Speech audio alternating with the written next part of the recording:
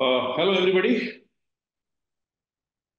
Uh, Great to be going live a day after the budget was presented for the next couple of months. I think this is more of a budget or this is it's an interim budget before the elections happen. So, but still, I think there are a lot of key points, key initiatives were discussed, which gives us an idea of what this government is thinking for a long-term part.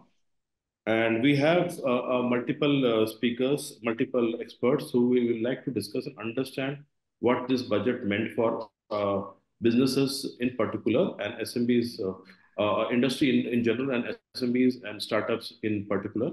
That's something we're going to have today from 11 to 2 o'clock. Multiple speakers will come and join us, and we would like to understand their point of view about budget. My first guest today is Mr. Arunabh Sinha, who is founder of Unclean. Uclean. Uclean, sir. Uclean. Yeah. Uclean is one of the first, I think, laundry marts in India. He is also a winner of prestigious Entrepreneur 35 under 35, graduate from IIT Bombay, and I think he's uh, self-confessed workaholic. I think he maybe endorsing the 70 hours week from Mr. Infosys chairman, former chairman Narayan Murthy. So, Arunabh, let's understand because this budget has a lot about a startup because it talks a lot about a lot of promises to be made and a lot of provisions to which is made for startup ecosystem, startup R&D. So let's start and understand from you what is your assessment about this budget and what do you think the long term impact on startup in general and your organization in particular? Sure. So I think, like expected, because this was an interim budget, so the number of commitments or the number of promises that were floated were pretty limited in number. And the government was still talking about the budget that was given out a year before this.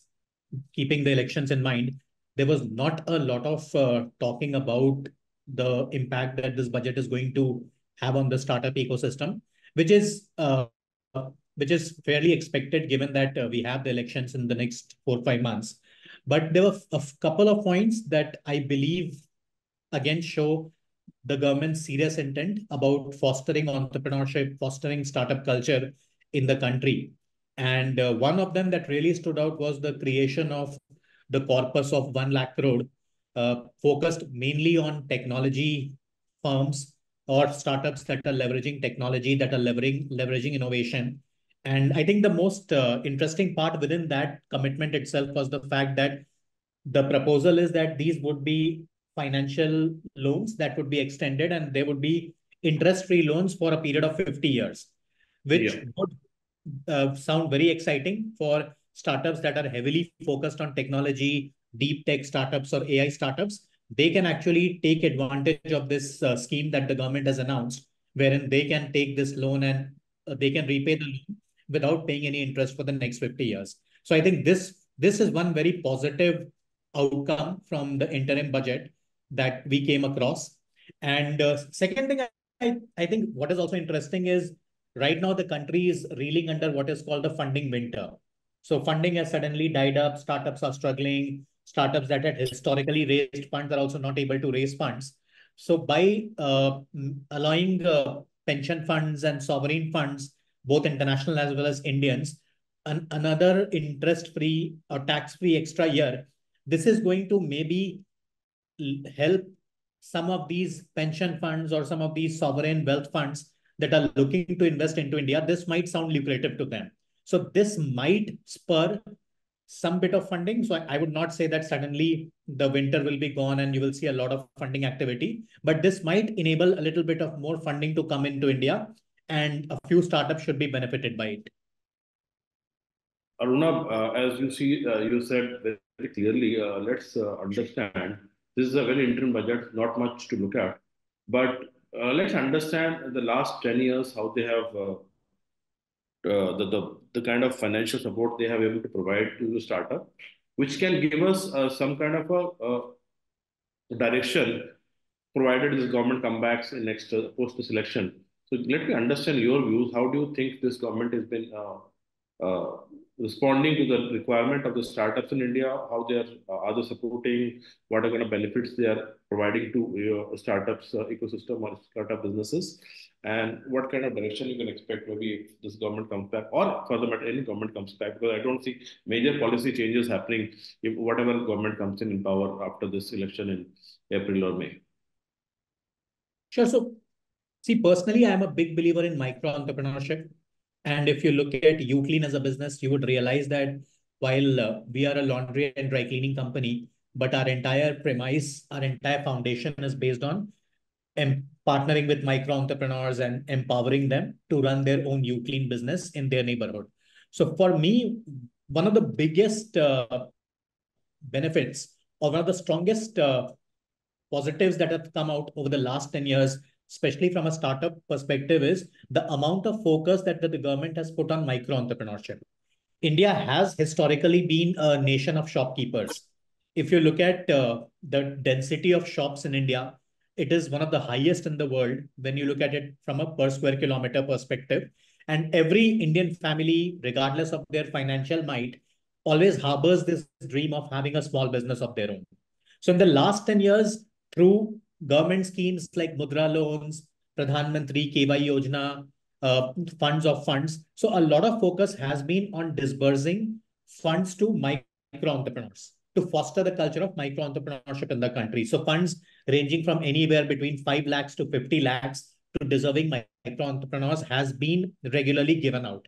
And I can personally vouch for this because a lot of Uclean franchisees have been the beneficiary of PMKVY Yojana or the Mudra scheme or even the startup fund of funds. So I think this has been one of the biggest positives over the last 10 years, suddenly where there is funds available for micro entrepreneurs. Public There करनी is है funds sir क्या available college for बस businesses, अब नीचे especially जाके for बोल के आऊँ ना micro businesses क्या and करना SMB businesses that are mute wanting to take off. Mute करो And second thing, if you look at it closely, the overall startup atmosphere has also changed a lot. If you look at the unicorns, or if you look at the bigger startups that have emerged in the last 10 years, you would realize that a significant majority of them are startups that are working on unorganizing or rather organizing unorganized markets. So whether you talk about companies like Blinkit, Urban Company, Swiggy, or even if you look at a brand like Uclean, what we are all trying to do is organize industries that have existed for centuries but are very largely unorganized. And this has only been possible because of the kind of support that has been extended. So there is government is giving out schemes, government is announcing special incentives for people who are working at the bottom of the pyramid, trying to organize an organized segment. And the overall positive atmosphere has enabled brands like us or brands like Urban Company or Swiggy to work on organizing these segments, lifting people from the bottom of the pyramid, providing them with employment, providing them with business opportunities without fearing the boon culture that has traditionally existed. So about 25, 30 years back, it would have been very difficult to work in unorganized markets because there was always that mafia or the goon that existed that would not want people from the bottom of the pyramid to grow up. They would want people to remain at the bottom of the pyramid. And this would make the lives of startups very difficult. But in the last 10 years, if you look at it, some of the biggest startups in India that have emerged, they are primarily startups that are working on organizing the unorganized segment, helping people at the bottom of the pyramid, and doing all this fearlessly and boldly. Great. I think let's understand because there's a lot of investment focused on the infrastructure also in this during this particular budget. Uh, Let me understand from your perspective how does that impact your business as such, or a business or industry as in a general, so that we can have some perspective on that part. So I think there has been a massive impact, especially when we are talking about infrastructure development. There has been a lot of road development, communication development that has happened over the last 10 years and areas that were traditionally considered remote. So when you look at Northeast India, for example, that was traditionally considered remote for startup businesses. And a lot of startups did not want to set up a base in Northeast India, did not want to go to Northeast India because there was a lack of complete infrastructure. But if I just take the example of Uclean, today Northeast India is our biggest market. We are currently present in about 21 cities of Northeast India, right from Assam to Tripura to Arunachal Pradesh to Meghalaya. We have partners over there. We have been able to ship some very heavy laundry machines to all these locations. And this is something that would have not been possible about 10 years back because you did not have the road infrastructure. You did not have that network that would allow you to transport a heavy laundry machine from a city like Delhi to a city like Tura in Meghalaya or to a city like Goramara in Assam. But today we have outlets over there because we knew that if there was a partner that was interested in partnering with us in, say, Tura in Meghalaya or in Nirjuli in Arunachal Pradesh, which are very remote locations. But we knew that if we had a committed entrepreneur, helping him, getting the machines to him would not be a problem. And that is what has exactly happened. So I think the amount of infrastructure development that has happened has been, again, a big benefit for the startup industry in India. One more thing which I have seen in this budget is that two things actually. One is the announcement of not to pursue cases or negligence on GST collections of less than 25,000 turnout. And also, they have not much fiddled around with the taxes. Your views on that? Because this, for me, looks for me, it's like when you don't change taxes on a yearly basis, it gives continuity. That's something very good, but I'd like to understand from you, and also I need to understand from you about the GST collections and which is going up around the clock, and also government decision to not to pursue much, not to have create hassles for businesses where the claim is less than 25,000. If you can just let me know about your views on that. So I have rather mixed feelings when we talk about GST. And I would say GST was a must. GST is a must, and GST is something that is required because it helps in the country's development. But I also feel that because I am representing a very large but highly unorganized laundry industry, so I think there is a lot of course correction that is required when we are talking about GST. Just to give an example, the laundry industry today has to charge a GST of 18%. While it is in the services business, it is an essential service, but we have to charge an 18% GST as per government mandate when industries that are relatively less organized, less unorganized. Restaurant is an example. Restaurant industry switched to 5% GST almost 5 years back.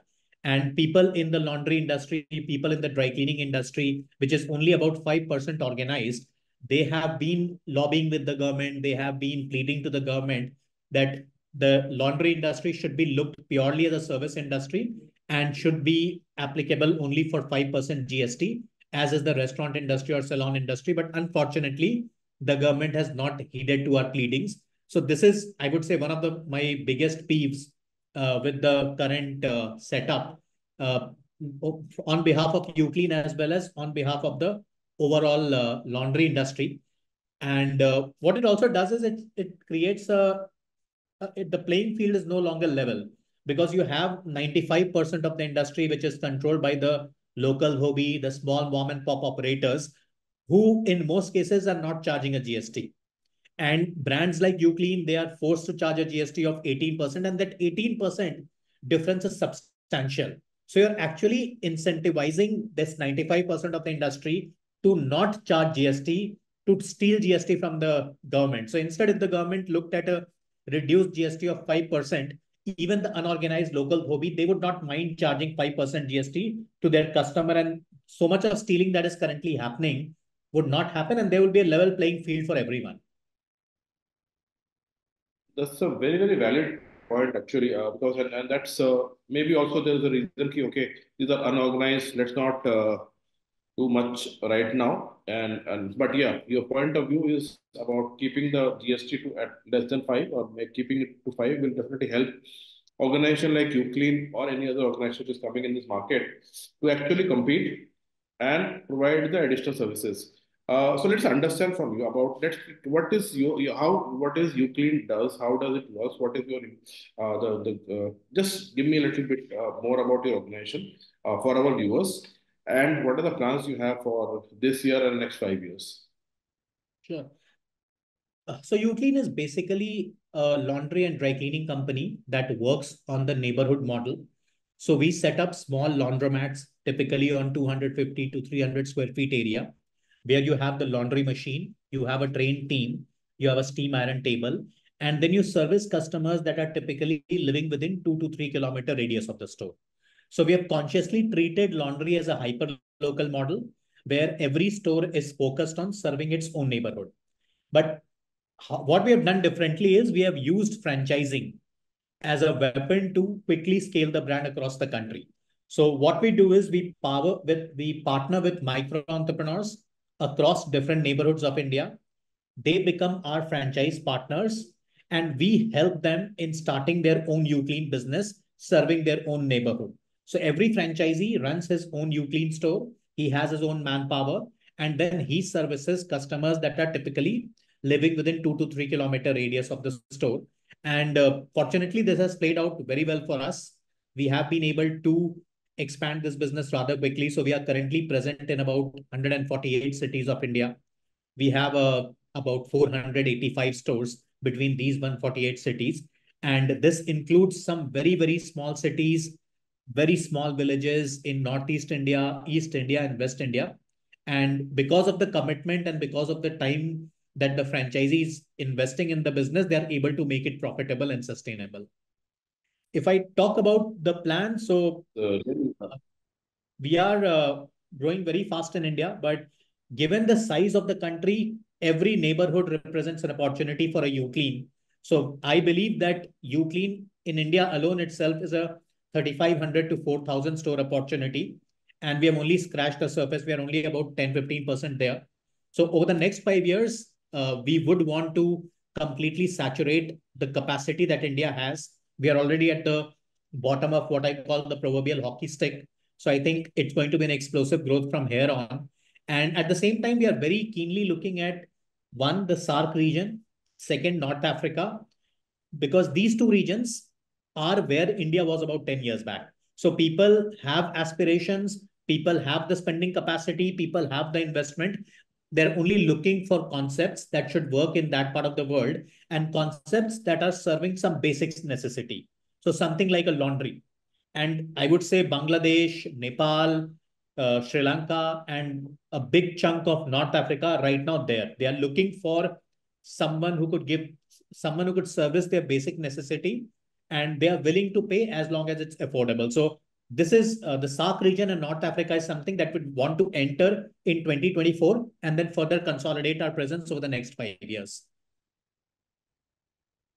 Thanks, Arunabh. I think it's a good thought process to start this, and I think the growth trajectory looks very, very promising. And as I could understand that North Africa, SAARC region has a very close affinity with the way we are functioning in India. The economic and environment, the financial environment and economic environment are more or less same.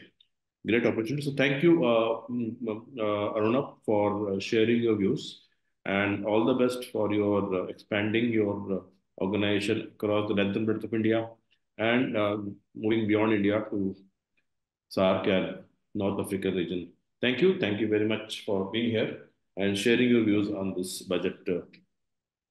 Thank you, Sandipan. Really appreciate it. Thank you so much.